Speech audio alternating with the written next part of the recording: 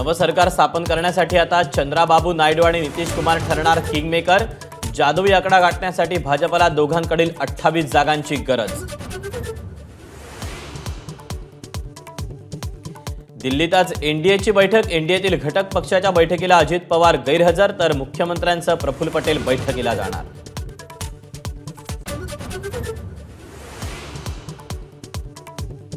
दिल्लीत आज इंडिया आघाडीची बैठक। बैठकीसाठी शरद पवार आणि सुप्रिया सुळे रवाना।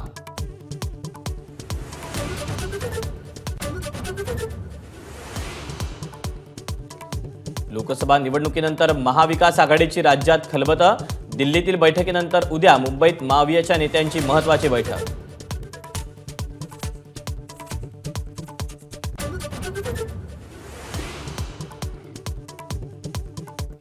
बीडमधून पंकजा मुंडेंना पराभवाचा धक्का।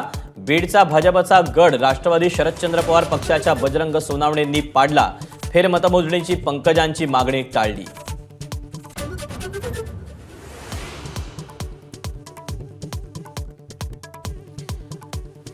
रवींद्र वायकरांना विजयी घोषित केल्यानंतर ठाकरे गट आक्रमक। राष्ट्रपतींकडे करणार निवडणूक आयोगाची तक्रार।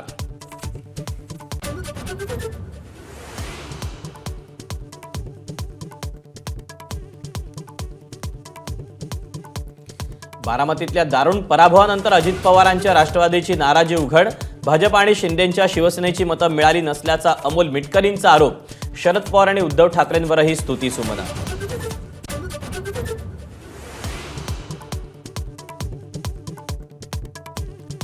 तिसऱ्यांदा सरकार स्थापन करण्याची नरेंद्र मोदींची घोषणा। तिसऱ्या टर्ममध्ये जनहिताच्या अनेक योजना आणणार, तर एनडीएवर विश्वास व्यक्त केल्याबद्दल मानले लोकांचे आभार।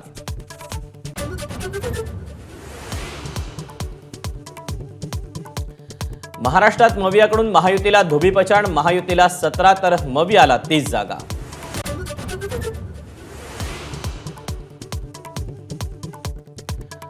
मोदी शहांच्या अहंकाराचा गाडा रोखला। शिवसेना ठाकरे गटाच्या मुखपत्र सामनातून मोदी शहांवर हल्लाबोल।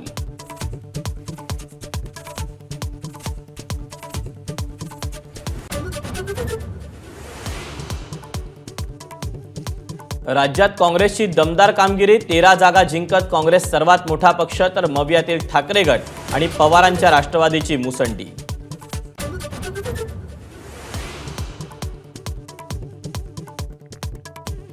नितीन गडकरी, पियुष गोयल आणि नारायण राणे या 3 कॅबिनेट मंत्र्यांचा विजय, तर रावसाहेब दानवे, भारती पवार आणि कपिल पाटील या केंद्रीय राज्यमंत्र्यांचा पराभव।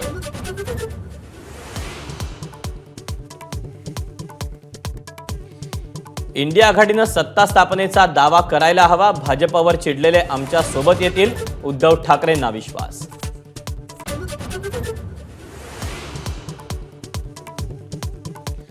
मान्सून राज्याच्या उंबरठ्यावर दाखल। काही तासात मान्सूनचं महाराष्ट्रात आगमन, तर राज्याला आज वादळी वाऱ्यासह पावसाचा येलो अलर्ट।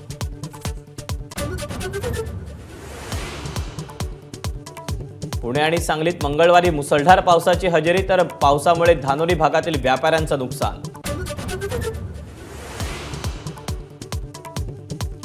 T20 विश्वचषकातला भारताचा आयर्लंडशी पहिला सामना। न्यूयॉर्कमधील नासाऊ क्रिकेट स्टेडियमवर सामना रंगणार।